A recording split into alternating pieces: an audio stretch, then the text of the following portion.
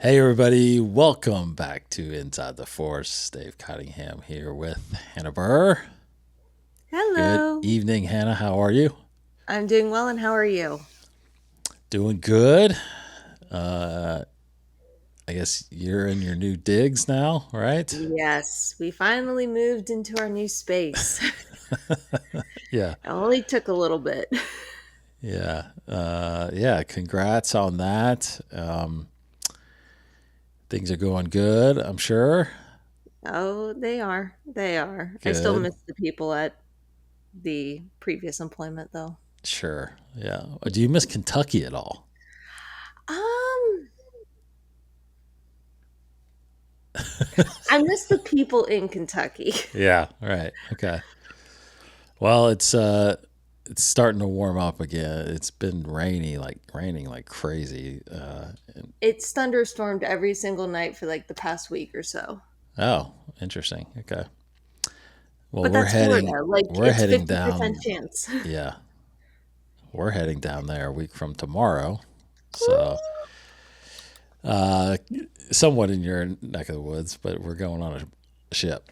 So, uh, thanks everybody for joining us. Hope everybody had a good Memorial weekend. I don't think I think that's a national holiday. So we have other people outside of USA, but so we kind of took some time off for the week for that, and kind of let the aftermath of Andor kind of settle a little bit.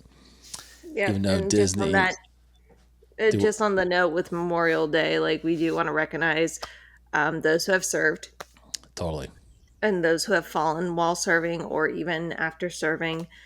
Just thank you for your service. Yes. So, and for those of you who are listening from outside of the US and don't know, Memorial Day is the day we take a moment to think of those who have made the ultimate sacrifice for our country Hmm. and or who have been willing to make the ultimate sacrifice for our country. Yes, absolutely. Well said. My father served, Mm. so yeah. Um, Yep. My sister in law and her husband currently serve. My two in laws have served. And mm-hmm. then my grandfather and grandmother on my dad's side, and then my grandfather on my mom's side all served. Yeah, big military background, and same here. Yeah, interesting. It is a big reminder for us here in the states. Yes. I also have to give a special shout out to Zach, and I call him Uncle Matt, but Zach's Uncle Matt, who unfortunately passed away a handful of years ago. But he also served, so Hmm. just got to give him a little special shout out. Absolutely. And there are other family members who have served as well, but it'll take forever to go through them Yeah. No. all. Yeah. Totally. Absolutely. And in comparison, I guess with Andor being kind of a fight against an evil government. Yeah, You know talk what? about the ultimate sacrifice. It's the perfect segue. That's right. We'll talk more a little bit about Andor, reflecting on how that series went after. I tell you what, Star Wars is still pushing that series pretty heavily. It's still getting obviously a lot of attention and a lot of positive critiques and things like that. So we'll talk a little bit about that and a couple little bit of news, but probably not too deep in this episode. Star Wars is starting to kind of cool down a little bit, and there's nothing Hmm. really on the horizon, at least this year, besides maybe Star Wars Visions. But that's not obviously a big canon thing that we're talking about. So, first and foremost, as always, thanks to our patrons for supporting the show and being here and leaving some comments, which I believe we've got some from our episode a couple weeks ago. But Great. yeah, which was obviously about the finale. So our buddy Thrawn says He says, I agree with you, David. Droids are not AI because they have programming and it can be changed to fit their needs in the Star Wars universe. I understand where Martin is coming from because droids do seem to have opinions / feelings and have some sort of sense of freedom, but they still have basic programming they have to abide by. And then he said, I loved how Andor ended and ended in a way making Rogue the big finale and not necessarily episode 12. Clea in episode 10 was fantastic, and I'm so glad she got a full episode explaining her and Luthen's backstory, as well as showing how much of a badass she is infiltrating the hospital. Side note, I like that the hospital was named after the Chancellor from the High Republic, Lena So. K2 using his ISB agent as a shield was awesome, and glad they rescued Clea so she can see what her and Luthen helped build on Yavin. Felt sorry for Lonnie being killed by Luthen after he told him about the secret weapon, and didn't know why he told Luthen until he guaranteed his safety. Rookie move for an ISB infiltrator. Just shows, though, how pivotal Luthen and Clea was to Rogue One and the original trilogy. Deidre ended up in one of those prisons Andor was in, which is poetic justice, and just shows the Empire will turn on anyone, no matter how loyal you are. The Rebel Council was so frustrating in not believing Andor with the secret weapon info, and remember the same council members acting the same in Rogue One. Hope someone fires them up. Last episode was great and liked that it set up Rogue One rather than just some big action-packed finale. Got to spend some time on Yavin and see it all come together. Lastly, Andor has a son. Can't wait to see an Andor Jr. comic series set in the sequel trilogy. Thanks to you both for reviewing all of Andor. Have had the best time listening to all your episodes. May the Force be with you. Yep. Lots of similar discussions we had, but yeah. Oh, yeah. Yeah, we'll come back to that. Couple things to mention, and very curious your thoughts on this. Okay. Let's see. First, Sam Witwer, who is the voice of Darth Maul, and probably projected to be the next series that we get. Right. The Maul series called Shadow Lord. Apparently, there is a somewhat brief synopsis that has been released for the show, and it says, after the Clone Wars, Maul plots to rebuild his crime syndicate on a planet untouched by the Empire. In a new series set after the events of the final season of the Clone Wars, Maul rises again to lead the underworld factions. Okay. And then Sam Witwer was interviewed, and he kind of went on and talked about that it's about bad guys versus worse guys. Oh. He said this isn't going to be a show where you find out Maul is a real teddy bear. We're not doing that. But is he as bad as Sidious and Vader? Actually, no. From the Sith perspective, this guy has flaws. Humanity that seeps into various points because of things that have happened to him. Maul will question whether creating the Empire was a good idea. Maul's like, is that what Sidious had in mind? This is a little crazy. Maul comes from a time of swords, sorcery, magic, and knights, and now all of that color of the universe is being sucked out by this mechanized empire. And Maul looks at it like, is this right? Is this the universe we are trying to build? So that is somewhat his, comments on the series. So it is, it seems like it's going to be still, it has to be kind of the Maul we know because, right. Again, we've seen him after this. So it truly is, I think, the beginning of Crimson Dawn is what we're actually going to be seeing. I was just about to say, I am fairly certain that's where they're going, and I'm happy that's where they're going because that's what we wanted. because we have this weird gap between the end of the Clone Wars and then all of a sudden in Solo, he is the head of Crimson Dawn. All right. So how did he get from A to Z? And I'm glad that we're now going to get, even though before I've said, why do we need to fill all these holes in, yada yada yada. At this point, it's kind of giving into the fact that Disney's going to do it no matter what. They're going to try to fill in the holes because it's content that people are familiar with. Mm-hmm. So anyway, I'm very very happy that we're going to be getting that. Yeah.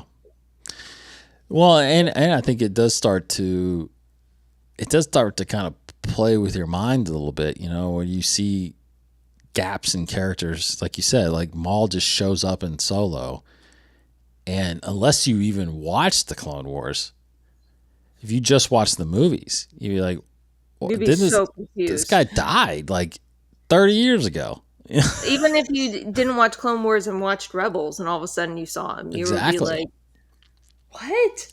Yeah. So I do think it's not a bad idea as long as the stories are good, you know, and the characters that you're going after to try to fill. I mean, you're kind of doing that. You're starting to you're starting to make a case for like someone like Mothma now and maybe Bail, because you're seeing where they started and you're seeing kind of where they end, and then there's no story in between now. So there's reasons to do that too. So. Oh, absolutely. And I think the other thing with this too is that I'm glad it's animated. I'm glad we're going to see his but I also love the fact that it's like, oh, Darth Maul's not a teddy bear. Well, no, duh, he's not a teddy bear, but he is better. We've seen why we think he's better than Sidious and Vader in the last season of the Clone Wars. We see how he is a better person, but then he's like, no, the true power is in the crime syndicates, and then it's like, right, really, yeah, really, dude, yeah, right. So it'll be interesting. It'll be very interesting to see Star Wars kind of dabble in this more dark side of the universe. Yeah, because again, it's hard to think that they're doing a series with Maul as the hero, because I think he's going to be an anti-hero. Yeah, I guess. Yeah, so there's no. So it's interesting to do kind of what I think a lot of us thought the Acolyte was going to be, which is all kind of dark side type, you know, users, and now we might be getting that with them all. So. Okay, so there's that. Obviously, you know, not much is known of that besides what Sam said there. So more, I'm sure, will come. This interesting thing, I don't know if you heard this, Hannah, but Ryan Reynolds is kind of making the news now in Star Wars, because apparently what he is saying is he pitched Lucasfilm an R-rated Star Wars film. Now, he didn't say, he described it as it's not, you know, just R-rated to be R-rated. It's more of a kind of like Deadpool in a sense, where it's like a lot of gore, there's a lot of blood and stuff, which technically earns an R rating if there's just a lot of blood. That's why a lot of horror films are R-rated, even though they don't, you know, there's not a lot of nudity or language. Other adult content. Yeah. So so what he was saying was, it's, you know, and he doesn't want to, apparently he said he doesn't want to be in it. He wants to like produce it. Because he's kind of, he said he's even kind of afraid of the IP. Like, you know, Star Wars is Star Wars. I don't really want to. He goes, but I just had an idea. I pitched it. Apparently, there's just no news right now about how it went or if Lucasfilm's even considering it. But do you, Hannah, want to see an R-rated Ryan Reynolds Star Wars film?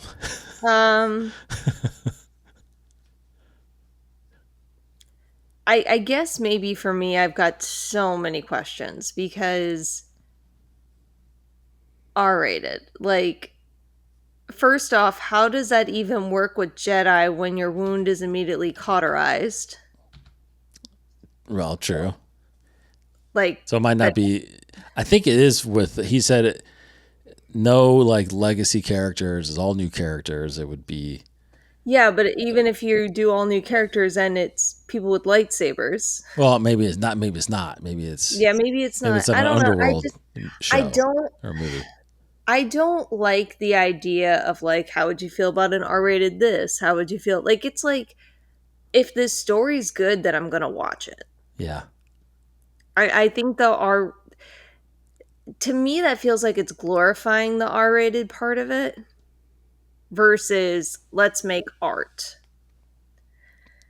Because like there is an argument that Quentin Tarantino, a lot of what he does in his movies, whenever it's incredibly, when it's a bloodbath, is that he is using certain anime techniques to bring that to life. Because there are a lot of animes that are like, whoa, Hmm.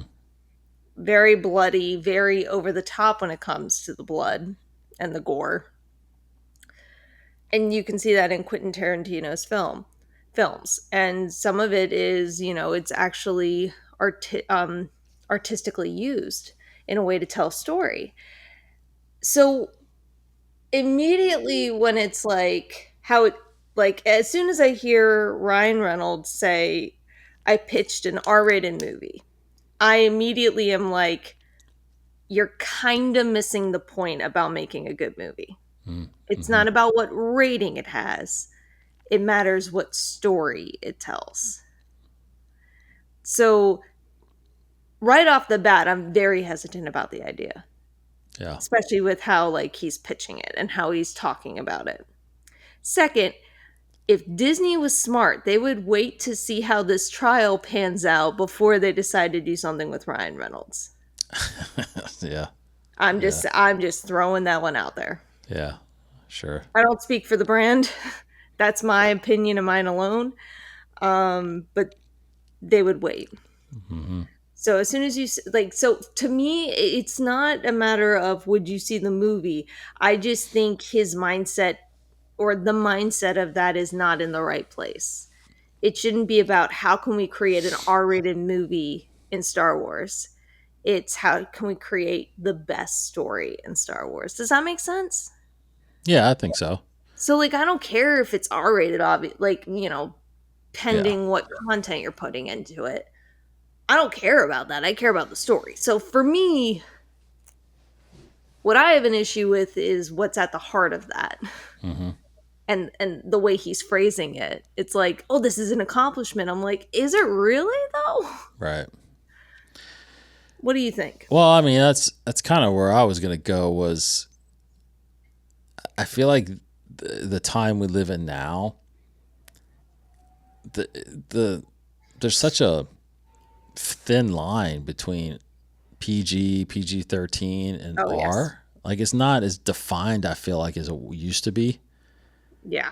You know what I mean? Like and I say that because there's TV now, like late night TV. I Oh, mean, mm-mm. yeah, it's like cussing and you know they show a lot of stuff on And regular television. never mind regular television. You don't have the kiddie censor on with regards to streaming. Yeah, Good luck. yeah, totally. But you're right. Like even cable has gone off the rails when it comes to late night TV. Hmm.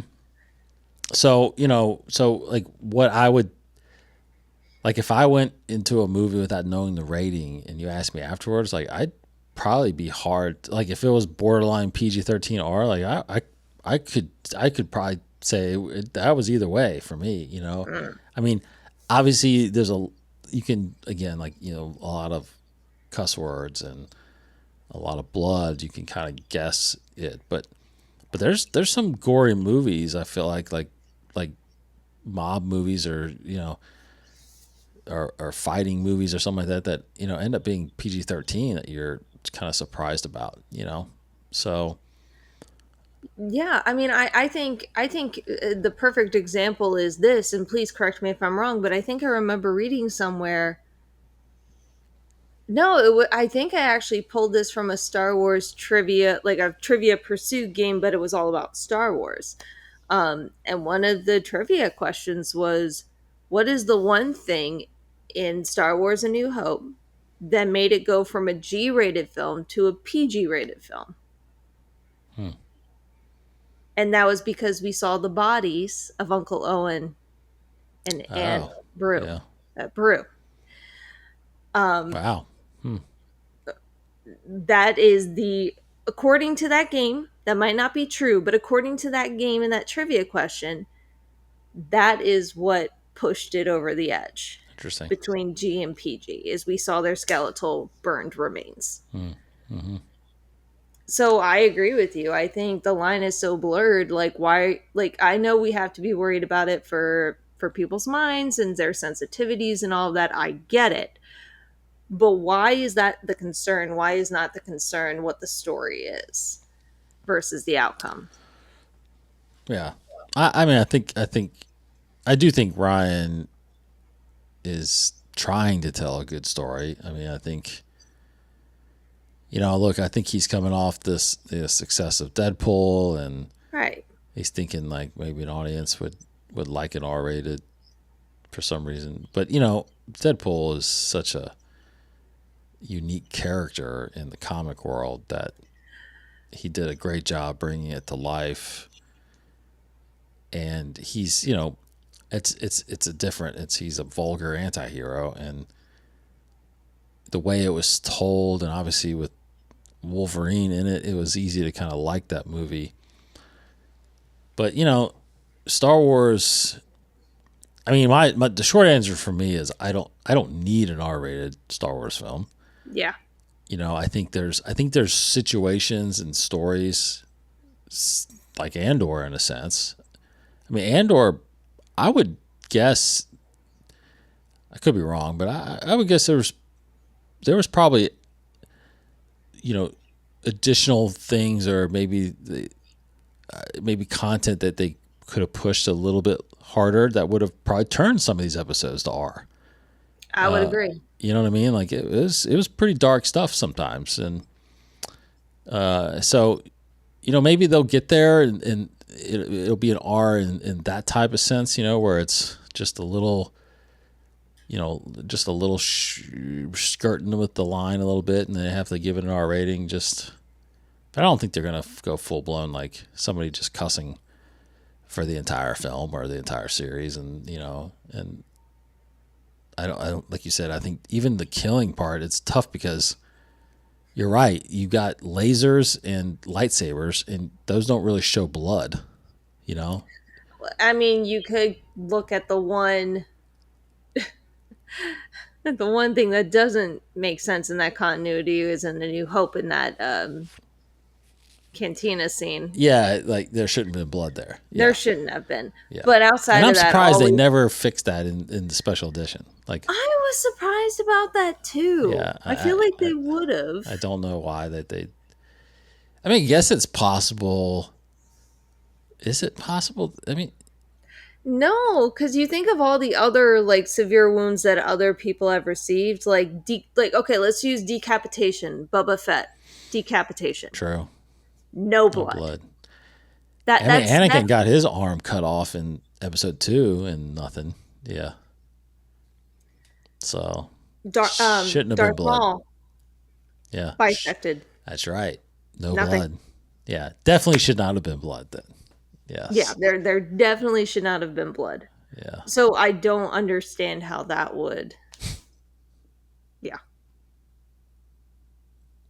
Just a thought. Yeah. Which tells me maybe it's more like Andor, where we don't see Jedi. And we don't see sabers. Probably. Yeah. But then it's like, okay, are we going down the route of Saving Private Ryan? Because that's a really gory gunfire movie. Yeah. Like, it's No. Yeah. horrific. I mean, it's disturbing. It's disturbing. Yeah, it's horrific. It's a great movie and a great story. Great movie. And there are a lot of war veterans who say it is an accurate representation of what they went through. And I had heard, Minus the cursing.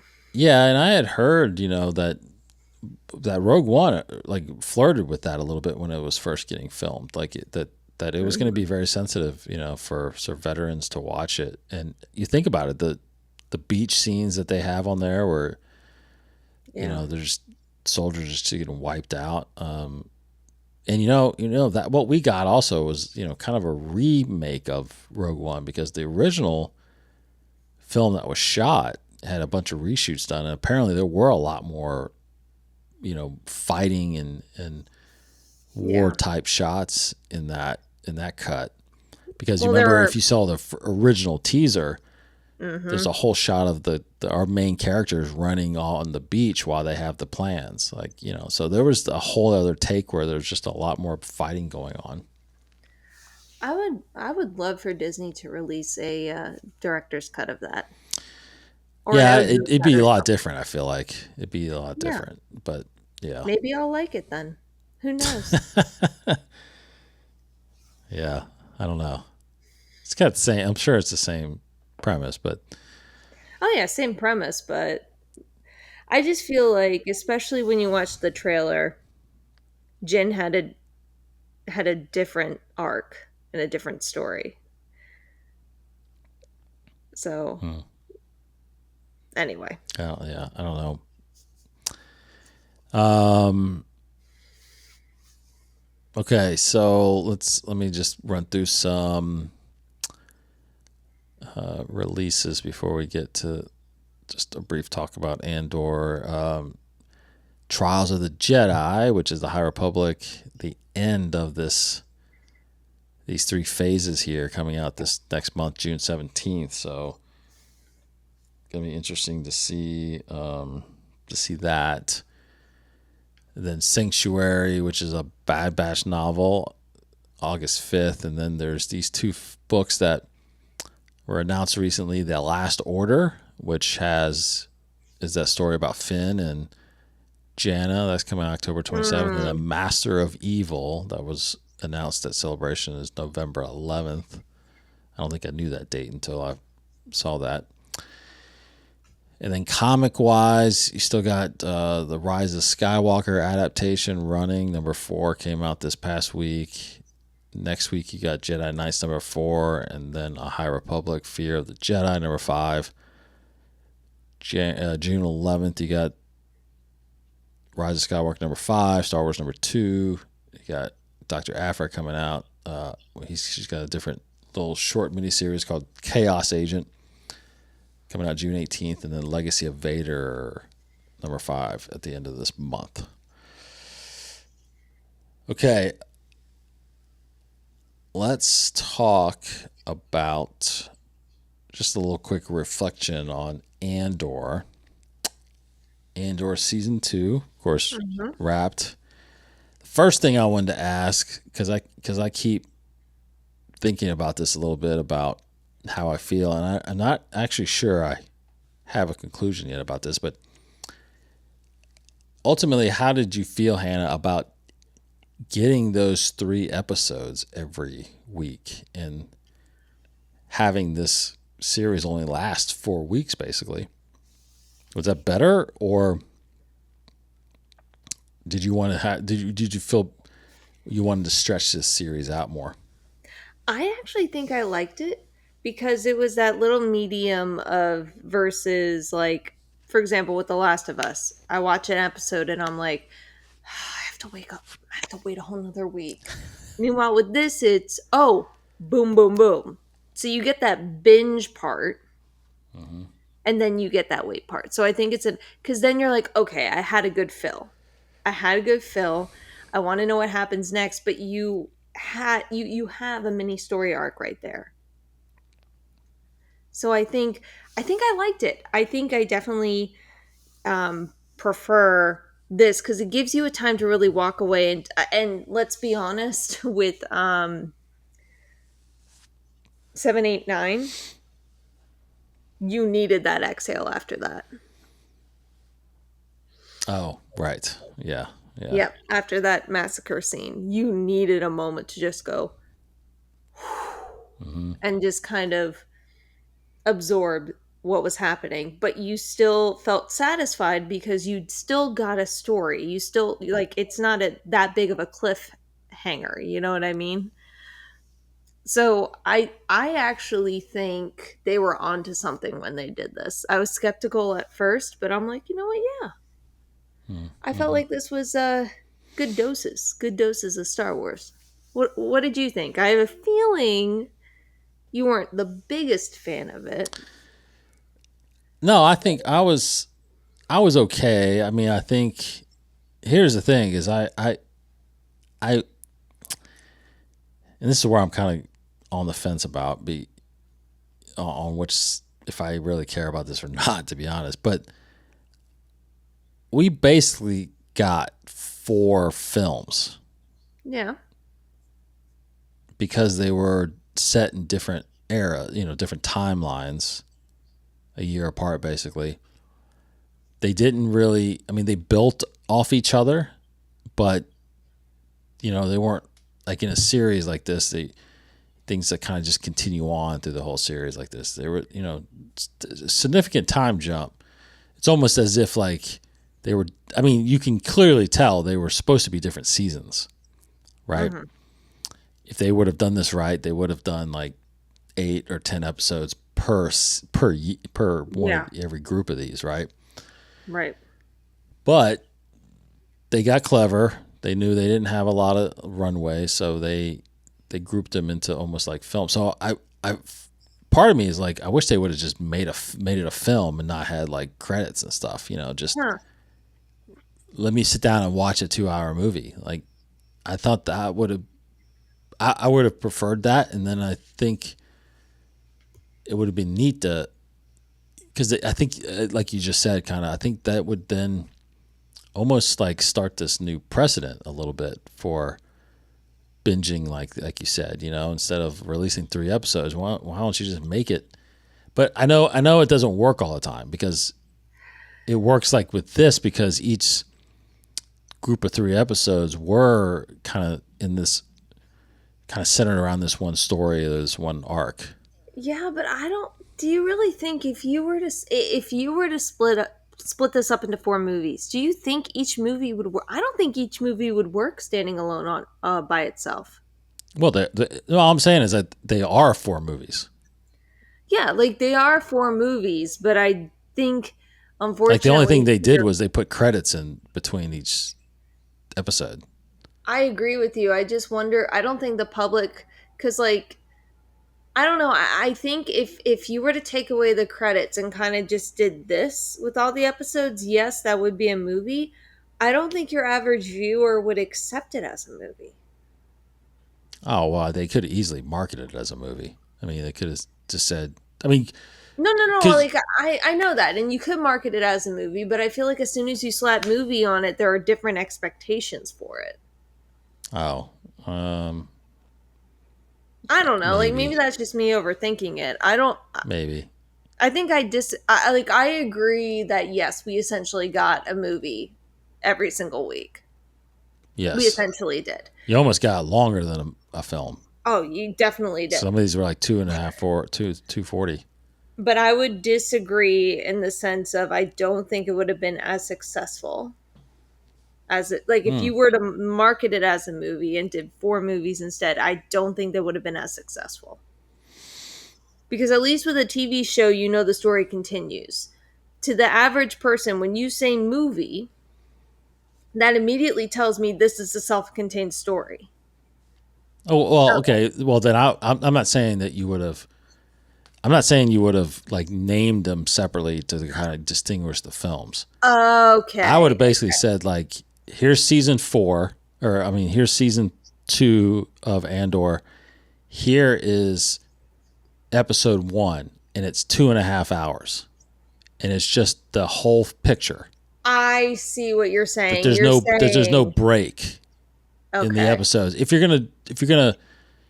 they looked like 3, there were three episodes that told one story. Right. It was just, because if you and I'm sure someone's going to do this. Maybe they won't. Maybe they will. I'm sure someone's going to actually put them together almost like a Oh yeah. movie and take out the credits, because it wasn't like there weren't time jumps in between them. I mean, they were like the No. next scene was the A beginning, continuation. the continuation of the last episode. So I'm just saying, I wonder how that feels to watch. If it was like this season is 4 episodes, 4 2.5 hour episodes. Like we got that in Game of Thrones did that towards the end of the last season. It was like they were Yeah, like and hour and a half long episodes. I found You it know, very annoying personally, where I'm like, why are you making me watch a movie when I wanted to watch an episode? well, I mean, I don't know. I still I did thought it because I'm was like, I good. want to I finish mean, it. yeah, people still watched, Yeah, people still want. I still am like,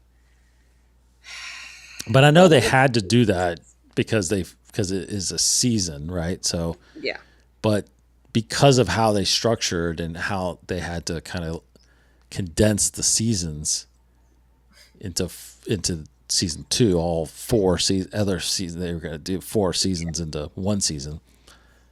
I don't know. I felt like if you're going to give me 2.5 hours to watch, just give it to me in one sitting. Like, just give me the whole story without breaking away from it. So makes sense. I would have liked that more because I want I want Star Wars films more than I want Star Wars series. Yes. So, you know, because like you said earlier, because I know we grew up that way where you have to wait every week, Oh my gosh, that but was torture. I know, but And you couldn't even pause the movie. You had a commercial break to run, do what you needed to do, and then come back. yeah, There was no pausing. yeah. So I would have, yeah, I definitely don't think I would have. I mean, I would have lived with it, but I'm not sure I would have dug waiting a week each episode this time with the way they were structured. Right. No, absolutely, which is why I like how they did it in the batches. Yeah, yeah. Okay, so then I don't know where now that you've kind of thought about it a little bit, where does this series land? Now the whole series, not this season, but like Right. Andor itself.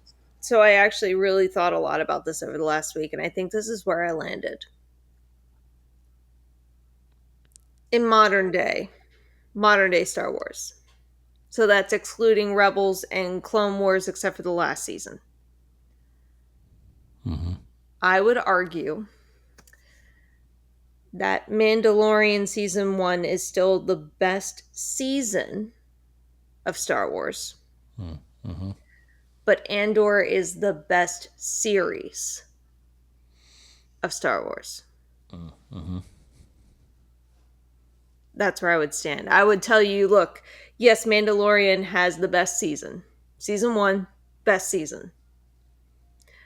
But if you were going to look at a whole series, I would argue Andor is the best series that Disney currently has for Star Wars. What do you think? So you're saying Mando season 1? Which I gotta, I have to even like think back what happened and all happened in that season. Because to me, I felt like season 2 was better. Because season 2 is where Luke shows up, right? Yeah. Right, but yes, was that an awesome episode? Sure, but if you're going to look at story, you're going to look at writing, you're going to look at content, I would still argue season 1 of Mandalorian is the best season Star Wars has produced. But Andor is the best show Star Wars has produced.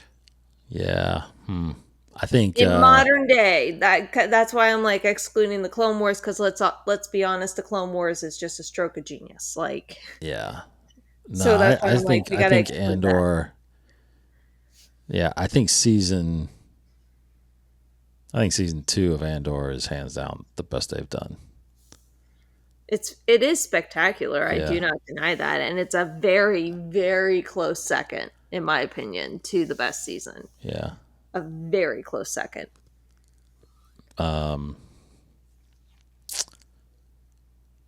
Yeah, I think it's. I think it's the high point right now, Star Wars. Yeah, I would agree. As a whole, I mean, the first season was pretty good too. I mean, I think overall it is the best. I think it's the best series they've done. I agree. A Yeah, I think million it's the percent. best. It's their best series. Yeah, Yeah, yeah. best series. There's some good stuff in there. Really good stuff. And then, what are your thoughts on should they? Well, because I've seen a lot of, not a lot, but I've seen a couple people mention in some articles that this kind of proved to them that like someone like Mothma deserves her own series. I mean, like I want to see new. I've said that a million times. It's a broken record at this point. But yeah, I think Mothma could get her own series. I think you could do kind of like an anthology, especially with what we're reading in Reign of the Empire. You could definitely do like an anthology. So instead of Clone Wars, you do like Rise of the Rebellion or something like that. Mm-hmm. And you just do what they did with Clone Wars, but do it with the Rise of the Rebellion.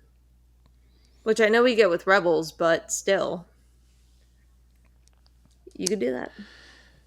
Yeah, I think a series, because I think you definitely could continue this Andor series Yes. with Mothma throughout the rebellion, because again, we don't see her until Return of the Jedi. So what is she doing this whole time, and where is she at? Yep. And it does get harder to have these characters go back in time and play them again because they're older. Yeah.